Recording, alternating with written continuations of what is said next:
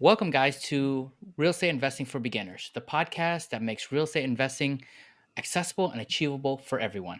I'm your host, Trung Huynh, and each week we'll break down the fundamentals of real estate investing with expert insights, practical advice, and strategies you can use to start your investing journey with confidence.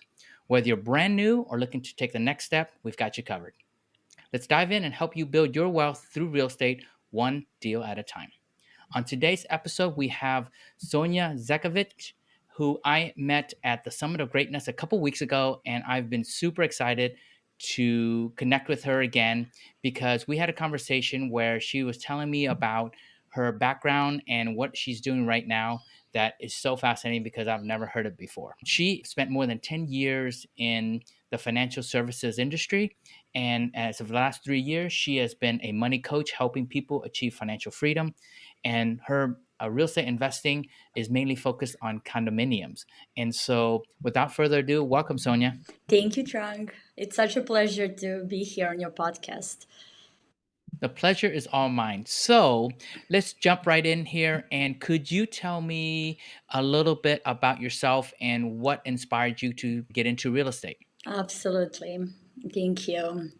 My name is Sonja Zečević. I was born and raised in Serbia, former Yugoslavia, and ended up moving to United States by myself in my early 20s. My story was, I would say, a typical immigrant story, where I decided to move to US, create a better life for myself and my family. And I spent years building my career in just traditional way, trying to climb a corporate ladder. And until I got to the point where I created abundant life in financial sense, but I didn't want to be part of that anymore. I was burned out. I was working long hours all the time, and all of that starting to lose a purpose eventually. And COVID was almost like a blessing for me because at that time I was praying to be laid off because there is no way that I would quit my job. I had a great job. I spent years building my career. I couldn't possibly walk away from that. I wouldn't give myself permission back then to walk away from that. And I remember saying to my closest friends, like, I wish I get laid off so I can do something else and live in a different way. So COVID arrived, layoffs started happening all over the world, especially in US, and I lost my job. And even I found another job at a time at financial services. It was clear for me that I want to make some significant changes. And big element of that was really living aligned with financial freedom and what it means in every sense of the way. Back in 2017, I started investing in the real estate. And I remember how I was so scared. I was on my own in US without family around. My family never growing up, we never had exposure to investing and or just overall building wealth in a different ways. So it was a very new experience for me, and I was very anxious about it. But I knew that's the way to do it, and that's my path to financial freedom. Condominiums, investing specifically in condominiums, made sense because I figured I can control more what happens within four walls. And I was more comfortable with that. So back then, I used to live full time in Chicago, and I would identify areas where it's very family oriented, where we have really good school districts, where small families mostly would live in the two-bedroom condos. And that's how my journey started with investing in the real estate. Oh, fantastic. So I understand and I hear you say the words financial freedom. And why did you feel that, say, real estate was the vehicle that you would pick or that you would advise other people to pick instead of, say, stocks or other investment vehicles, since you were in the financial services? Why real estate? That's a great question. Me personally, I invest in many different things, but I consider myself partially conservative investor. And in my opinion, my belief, real estate, investing in real estate, it's always a good idea. It's fairly stable. Of course, there are times when it's better, there are times where it's a little bit worse. But overall, real estate proved over longer periods of time that it just works beautifully.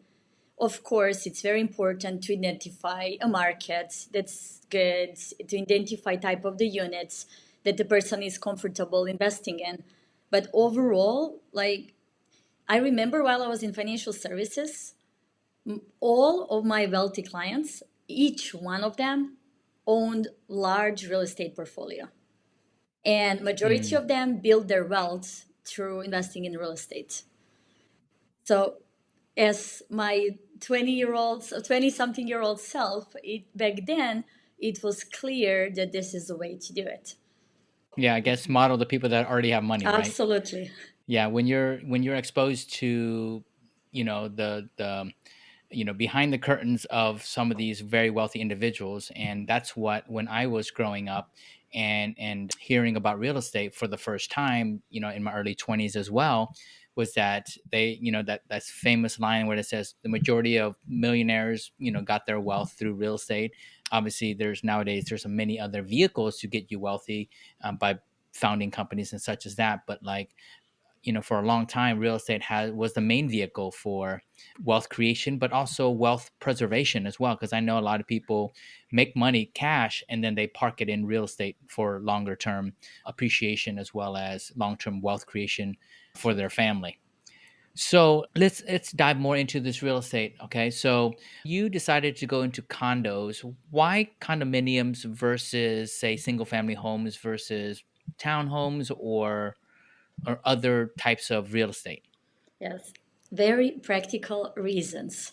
I knew nothing about plumbing, electric work, all these things. So investing in homes back then, it was terrifying for me.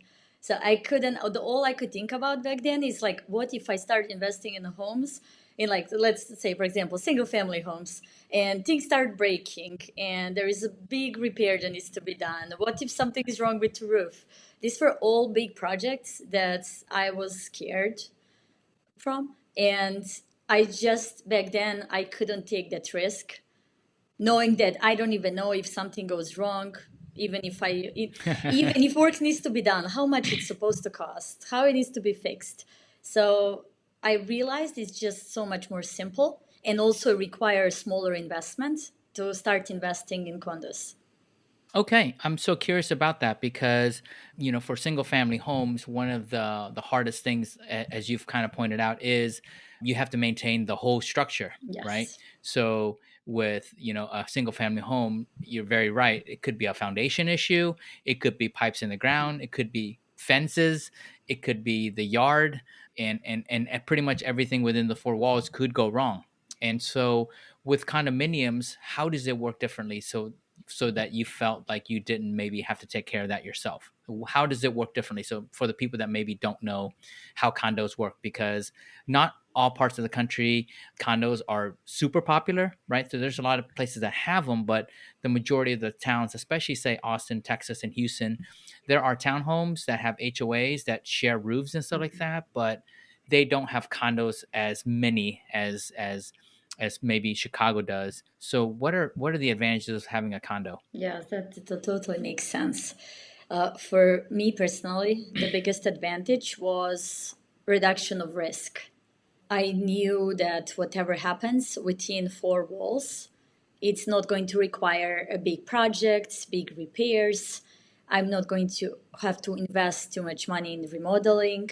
And also back then, there were a lot of, usually condos come with some cosmetic repairs and projects. So many of, when I was younger, I used to do many things actually on my own, whatever I could do to save some money. Absolutely, that's the right way to do it. Yeah. Including kitchen cabinet resurfacing, believe it or not, with those two hands, which I'm very proud of. But it was simple to minimize the risk of having to invest into big projects. And like you mentioned, some markets are better for this, some markets not so much. But Chicago is one of them where I always invested. And yes, of course, sometimes the whole building has other issues and big projects, and that's where outside of regular HOA that we have to pay as property owners, sometimes we are responsible for special assessments that can be like few hundred or few $1,000s, which is never a fun thing to happen when it happens, but it does happen occasionally. But I would check before each investment. I would check how much money the building has in reserves, how like what kind of projects they did recently, when was the last time the roof was replaced, for example, and things like that. And of course, sometimes it's a matter of luck, but there are ways to prevent investing in buildings that require big projects in, let's say, in next couple of years. Mm. Those are some really interesting points. And but before we dive into that and some of the things that you look for, because I definitely want to, pick your brain on how to pick the best places. One of the things I want to make sure that our listeners are not missing from what she's just said was that in investing, one of the biggest things that you want to do is minimize risk. Right. And so when you minimize risk, that means are there projects that are easier to handle? And when you are investing in your first couple deals, you probably don't want to take on a single family home that has been fire damaged, right? That would be really, really a lot of work, or like a total new construction or anything that big. And so when you first start your real estate journey, it's probably advisable to start with a smaller project. So it could be a condo where, like she says really smartly, and never thought about it that way, is that with a condo, for the people that maybe don't understand how condos say versus a single family home works, is that you are responsible for the four walls inside that room only, and you pay a HOA fee that they handle the rest of the building. And so you're only responsible to pay and fix things that are inside your four walls. And so basically once you get out of your door into the hallway, that's a common space that is maintained by the building. And so when you think about it that way, you minimize the amount of possible repairs that you'd have to handle. So you're not fixing the roof yourself. So it's really plumbing and electrical inside your building, inside your house, and obviously, flooring, sinks, showers, and maybe a kitchen remodel is about the extent of it. But you do not actually have to deal with, replacing windows on your building, or replacing a roof, or dealing with the foundation, which are often really high unknown expenses that people don't realize when they go buy a house and suddenly spend $5,000 to $7,000 to repair a roof or replace a roof, or when there is a storm and the roof is damaged and you got to replace the roof, or it's tree falls in it.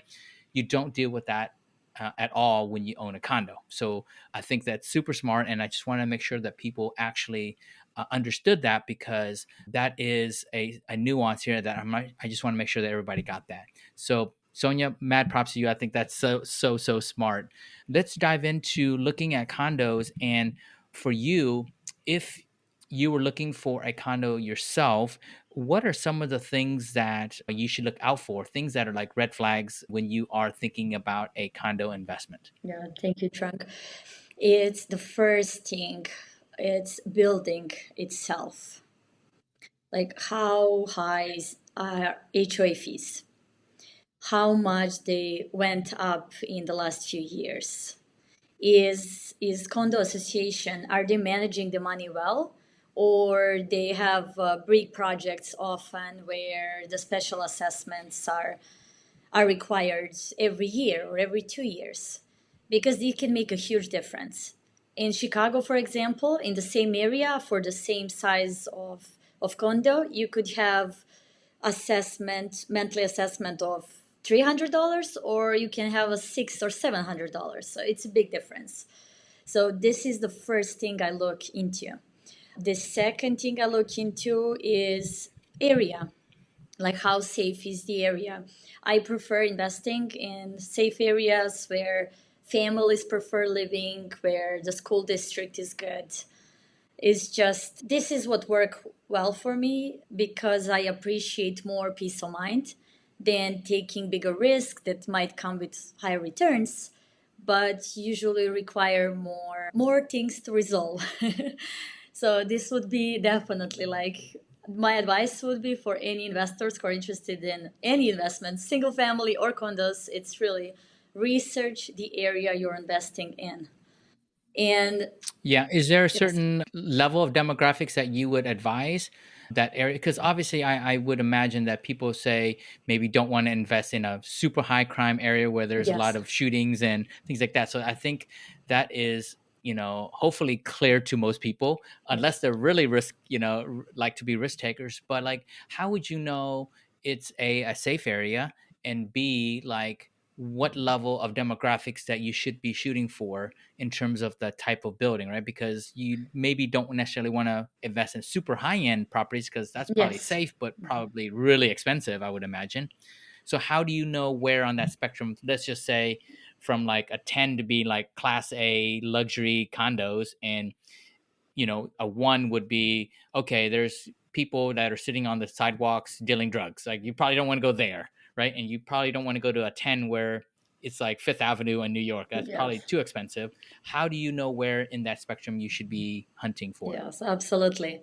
My version of this is I always look for neighborhoods and properties where middle class would want to live, where Okay. where middle class would like to send their kids to go to school. The areas they're safe and they are affordable, where there is this nice blend between affordability, safety, good school district. And I personally always think when I'm investing, who is my perfect tenant? Mm, And based on that, it's so much easier to choose the area. Like for okay. me, my perfect is tenants are, for example, Okay. young family with one child, or maybe two friends who want to share the space, living in a safe area, and who are looking for something for the long term. Like people who don't like to move around a lot, who like to build their home in one place and take care of it. That way, I prevent having a big turnover.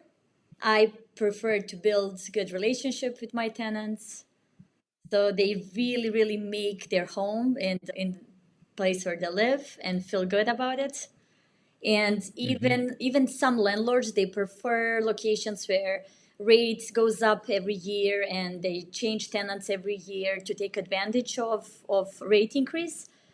But for me personally, I believe it gave me so much peace of mind by having tenants who want to stay there for a long, long time, like 3+ years Mm-hmm. at least.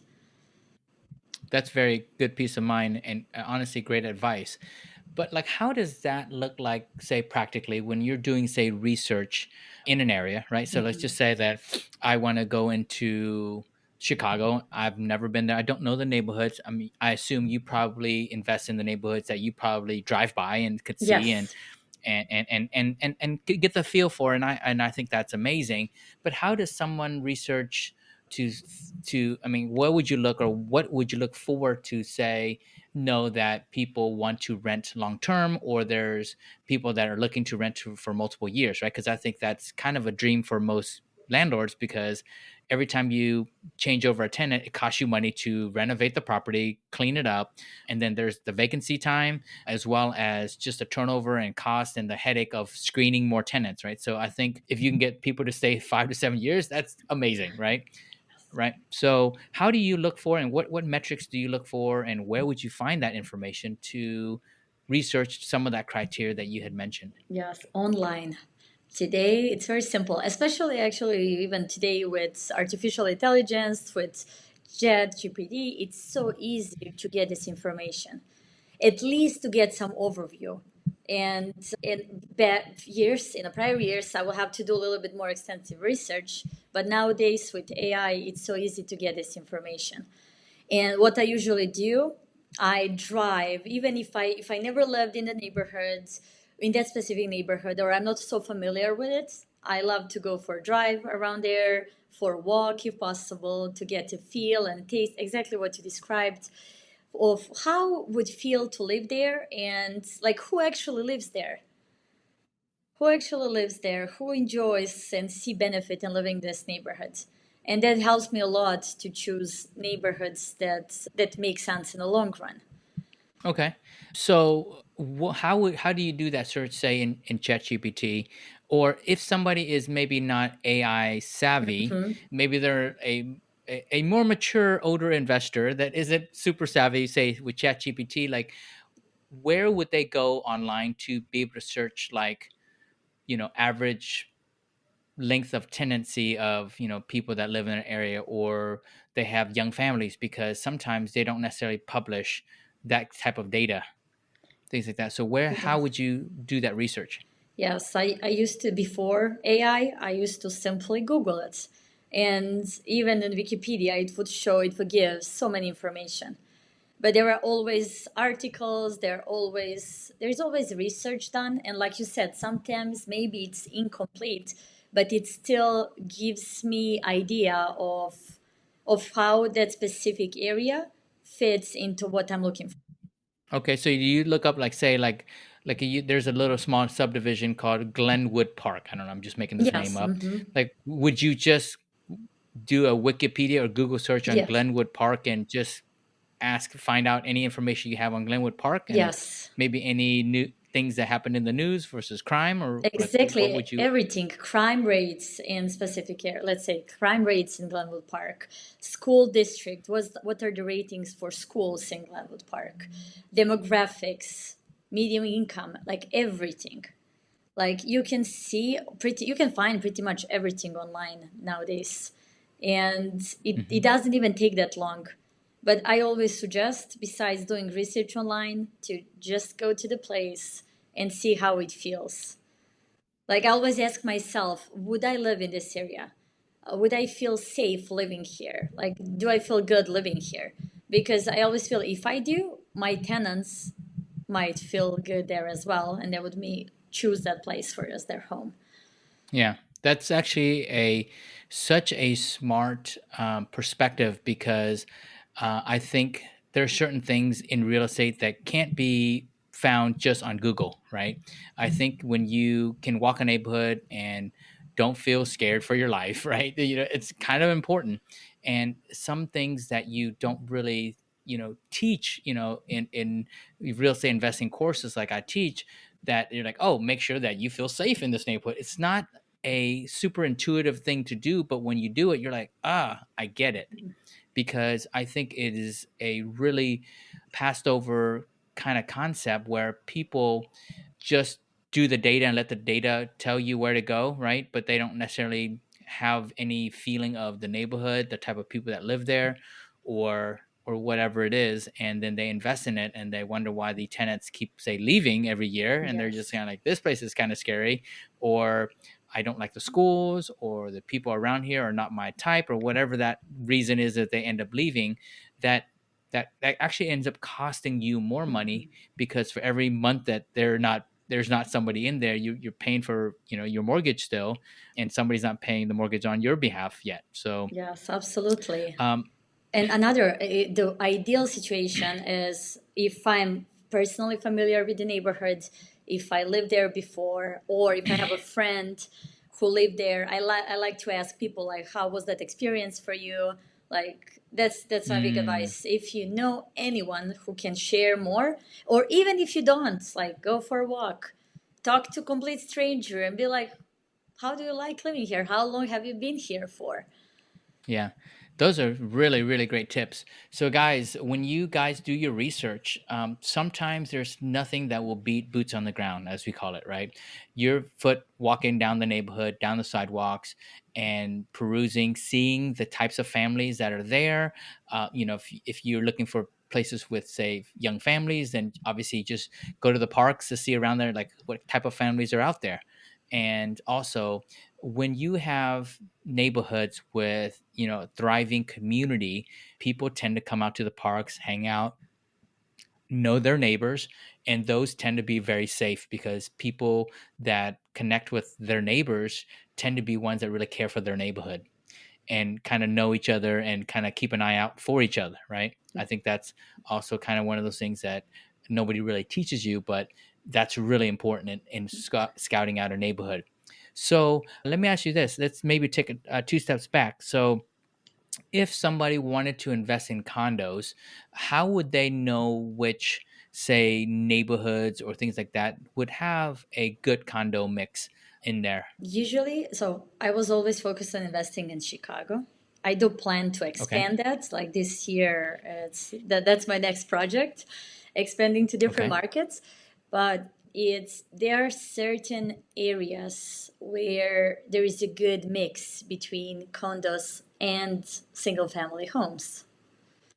And I know in Texas it's a little bit different situation because there's so much more space. Texans definitely Hmm. enjoy living in their beautiful big homes.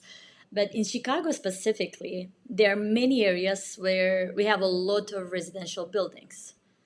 Or there is like a nice mix between these two. And there are a lot of middle class families who would love to live in a house or townhome, but they simply cannot afford it. But living in a beautiful condo is something that fits perfectly for them, for example. And it's very easy to identify those areas. And like mostly, I guess this is universal rule, no matter what city is it, usually in suburbs, especially suburbs, they're very close to the actual city. Usually suburbs would have like any residential building that's in a suburb that is just around the city, it would mostly attract families because they would love to be there, or anyone who prefers maybe more laid back life, more peaceful, even if it's not a family. It's actually very Okay. simple in certain markets to identify those.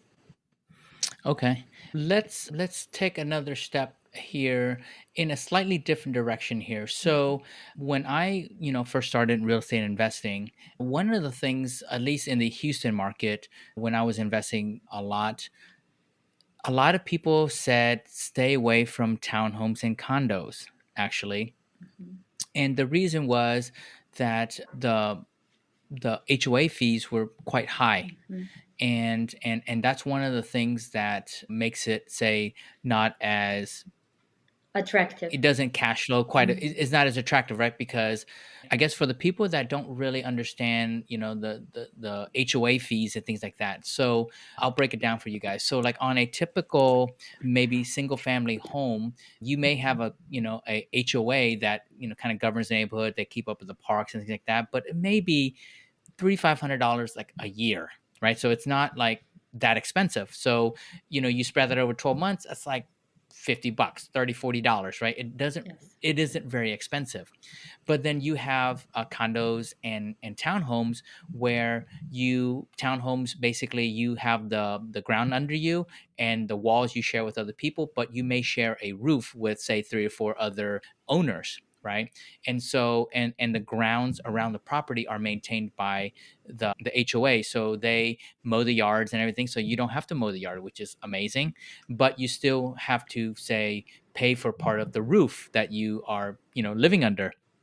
And so that's a little bit more expensive. So, on a townhome or a condominium, you know the HOA fees could be 100 to several $100 per month, and that's, versus like $500 a year, right? So when you add that up with, say, the mortgage, the interest, the taxes, and insurance, plus your HOA, sometimes it ends up being very difficult to, say, cash flow, right? And so for you, how do you make sure that you do all that calculations and make sure that it still cash flows because of, say, the mortgage, the PITI as we call it, and the HOA fees? Yes, that's a great point. In Chicago, for example, where we have really long winters, where we need heating probably 5 or even sometimes 6 months out of the year, it's very important that gas is included in HOA. So even the HOA, it can be like it's such a huge difference between buildings and areas of how much HOA can be. But when in my HOA on two-bedroom condo, that's for example around $300, when I have included pretty much everything like water and loan and like heating, like gas, pretty much everything besides Wi-Fi and electricity, it makes sense to pay HOA that it's $300 per month. And for tenants, that's very attractive because they know they're going to have very low bills. So they're willing to pay a little bit extra for their rent and understand fully how little their bills are going to be. For like any extra expenses are not going to be that high. And on the end of the day, Wow. when we do math, it still makes sense as long as building doesn't have significant HOA increases every year.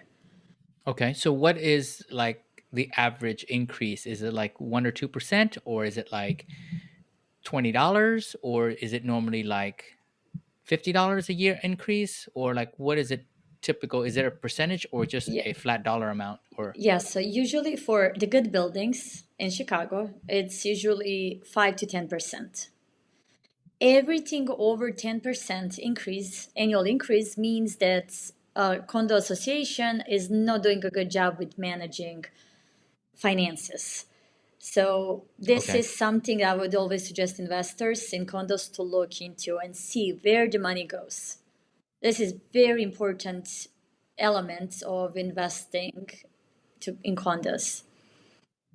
Yeah, because the management of the funds, right, goes into fixing the building and making sure that the property is maintained properly. And if Yes, people are mismanaging or squandering the money somehow, then you're paying all this money and nothing gets fixed. And exactly. I would imagine that's very frustrating. And obviously, Expensive. it's you guys paying and expensive.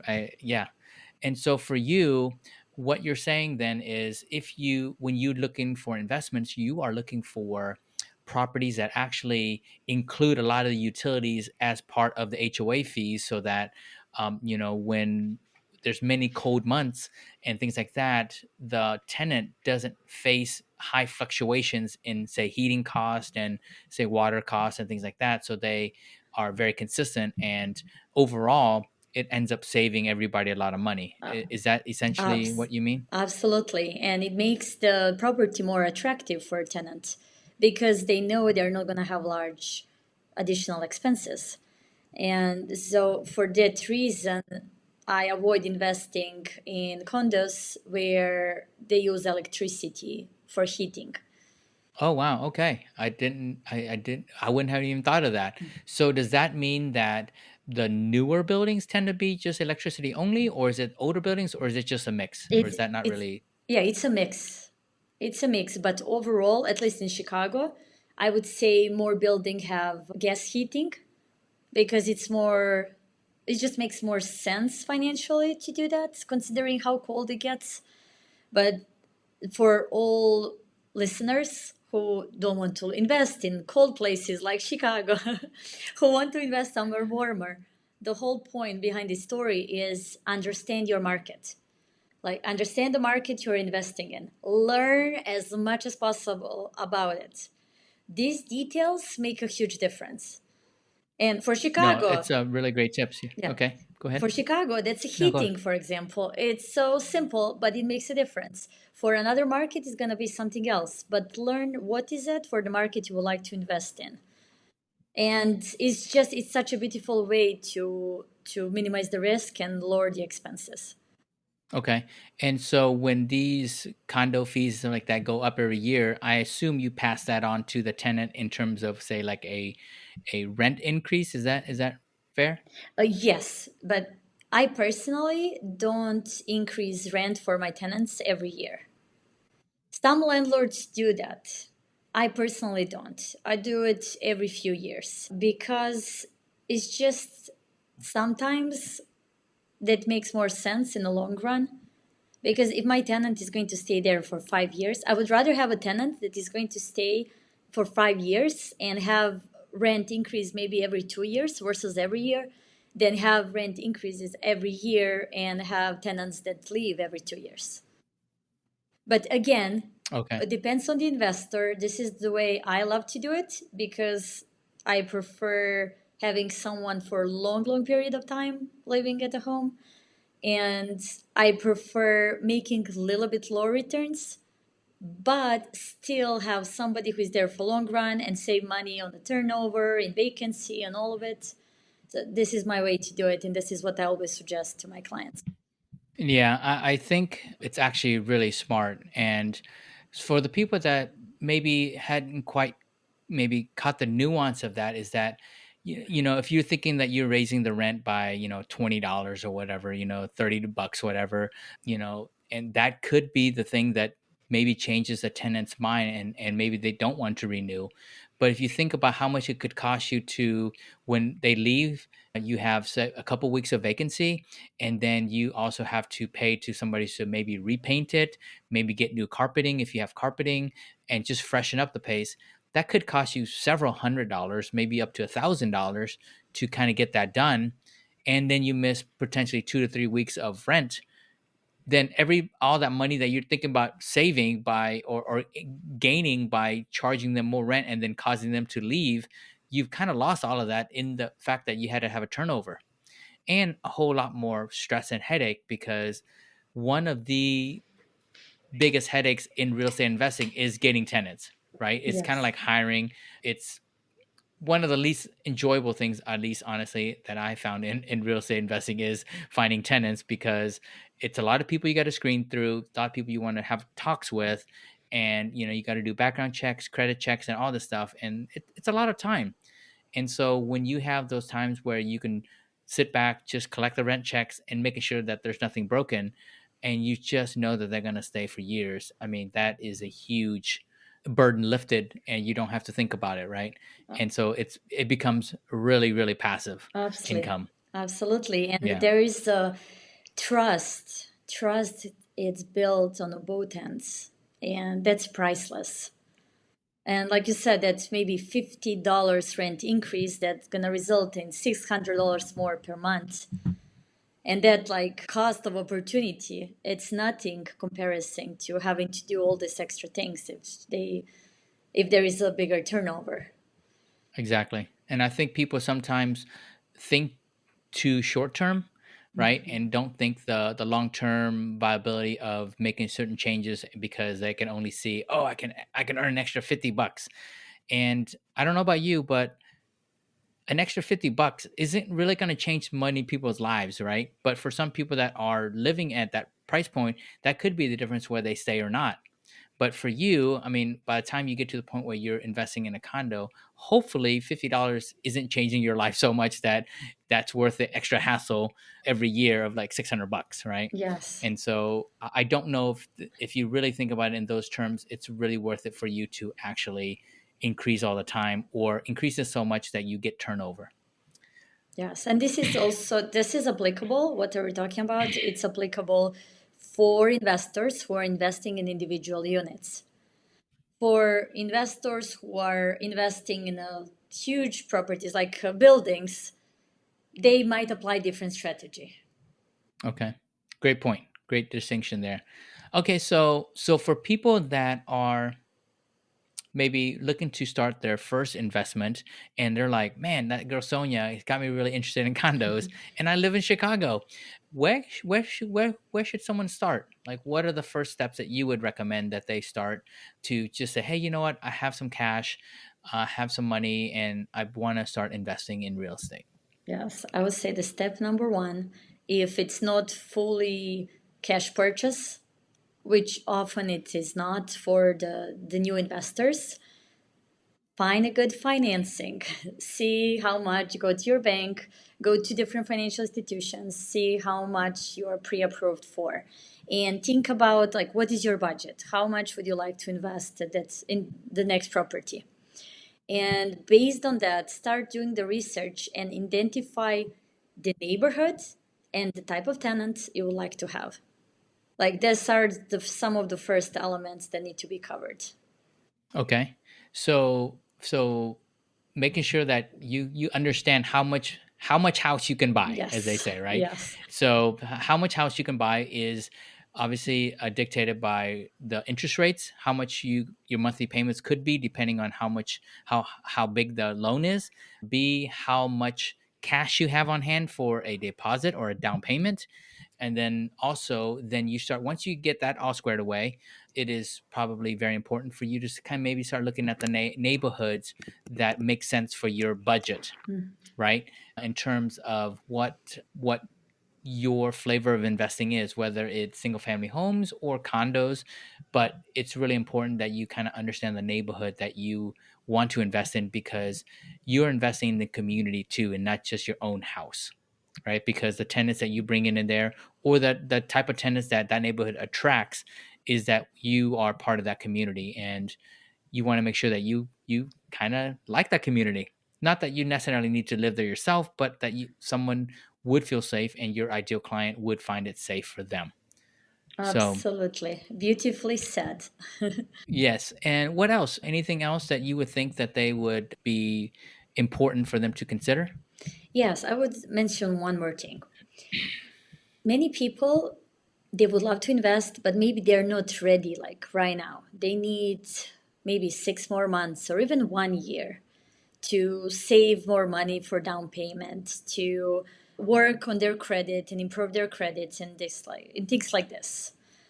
My advice for all of you who resonate with this is start looking for properties regardless. Learn about certain neighborhoods. Identify clearly where would you like to invest, even if you're not ready now. Time flies, and sooner than later moment will come when you will be ready to invest. And why waste more time to figure it out where and how to invest when you can pretty much gain that knowledge ahead of the time? And then the moment when you are financially ready to do so, you can act on it immediately. That is great advice. I think there is so much to learn, so much to uh, research on, that it will take you time. So do that while you are trying to build up your cash reserves or your down payment or whatever you think you need to for investing. While you are doing that, you can definitely concurrently be your time into learning about the market that you want to invest in, doing the groundwork, right? Boots on the ground, kind of walk the neighborhoods that you think you may want to invest in. And so you can, over like months, you can kind of keep your finger on the pulse of what's going on the market. You can watch what type of condos, the prices, the conditions, and it'll give you a really good idea of what is available, so that when you are ready and a deal comes up, you already have a good idea of whether that's actually a good deal or not a good deal. And if you haven't kind of, looked at it over a long period of time, you may not know that. And so I think Sonia's advice is really spot on. Is when you don't have the money just yet and you're not be able to pull the trigger per se, it is also a good time for you to really spend the time to invest in yourself, and invest in the knowledge, because there is a lot to real estate investing, beyond just finding a house on the Zillow or MLS Mhm. and then just buying it, and then voila. Well, you still got to figure out the financing part. You got to figure out how to be a landlord, Yes. because I think that's a skill in and of itself. And I've learned over the years the things to do and things definitely not No. to do as a landlord. So, a couple last tips. Do you have any last tips for the listeners that are maybe on the fence about real estate investing? Maybe they don't really know whether maybe this is the right time. Everybody's a little scared because interest rates seem a little high, but they're definitely falling. There's a little uncertainty. Like, what would you say to those people? There always going to be uncertainty. There Hmm. is, like, we cannot avoid it. What we can do is do our research. And real estate prices, generally speaking, they always go up. And as long as the property it's priced right, or it's maybe a little bit below market price, it has some potential, especially if investor is willing to keep it over longer periods of time. And another element that is also important, like find a good real estate agent, because a really good real estate agent that you can trust fully is going to make this process so much easier for you. Like so much easier, and really not only help you but also help you build your confidence in investing and learn many things that each one of us need to learn to be good real estate investors. This makes a whole difference. And I'm not sure how does it work exactly in Texas, but in the state of Illinois, the seller has to pay for their real estate agent and also for a buyer's real estate agent. So for somebody who is buying a property, it doesn't cost them at all to have real estate agent. And it's a huge benefit. And while you're working with a great agent, I always say learn as much as possible. Like we don't have to just fully leave this kind of like decision making process. It's always on us. So more knowledge we have, it's always better. And being able to partner with an expert on this, it's fantastic. And we get to learn as investors, we get to learn so much more about it. Go ahead, continue. Yeah, so that I would say that's a very important piece. And once when you find that person for you that you can trust and continue to do business with, it's such an easy process. Like the next closing is gonna be even easier and smoother, and it's gonna be even faster to find a property that you like, that you would love to invest into.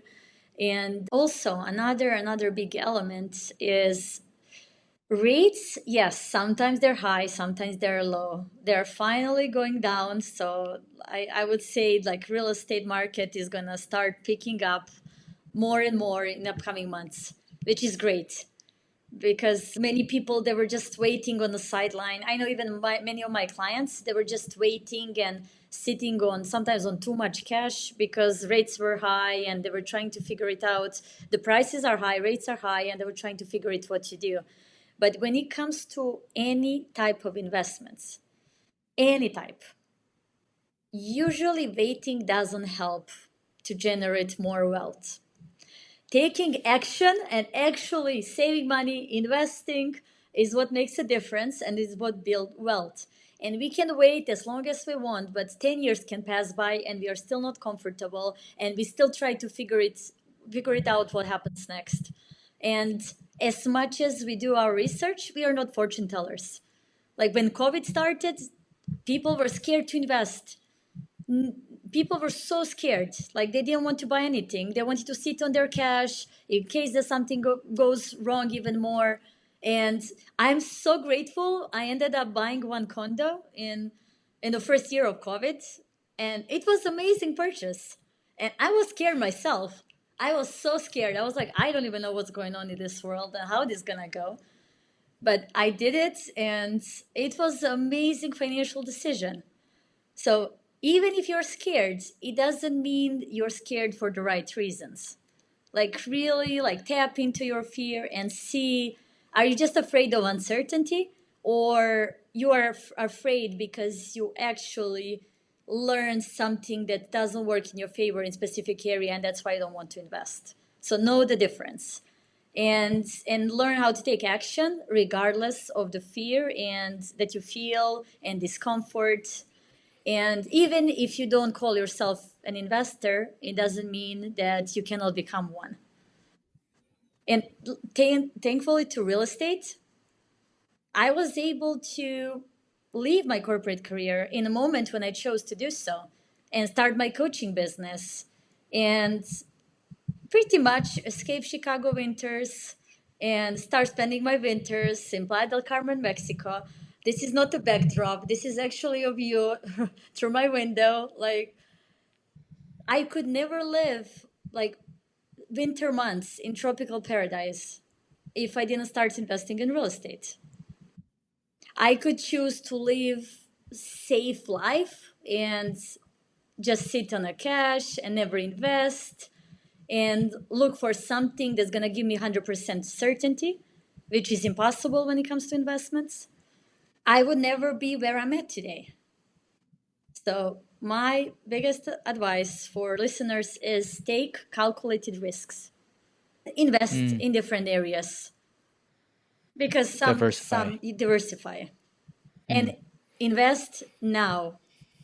Don't wait for another 3 years or 5 or 10 years to pass. Wow. Guys, I hope you guys took a ton of notes. That was gold. being dropped there by Miss Sonia. That is such beautiful advice. I think fear definitely holds a lot of people back, and uncertainty is the thing that holds people back the most, I think. But guys, you heard it from her. She is living the life right now because of real estate investing and being able to choose where she spends her time. And so if you guys want to get started on your real estate investing journey, do it today. Whether it's starting to buy that first book that you need to read, listen to the podcast, or whatever it is, but take a little bit of action, because every little bit you do is an investment in yourself and in your future. And so don't try to time the market. Don't try to, pick the perfect time, because real estate works in up markets, and it works in down markets, and it works in every type of markets. Okay, so definitely take action today. I hope you guys got a ton of value from it. I definitely learned a lot as well. And thank you, Sonia, for your time today. It's been an absolute pleasure. I've thoroughly, thoroughly enjoyed it. Oh, thank you, Trang. Thank you so much for inviting me to be a guest on your podcast. I'm sure listeners will learn a lot, not just from today, but for your following guests and following episodes. And it's such a pleasure. Thank you so much.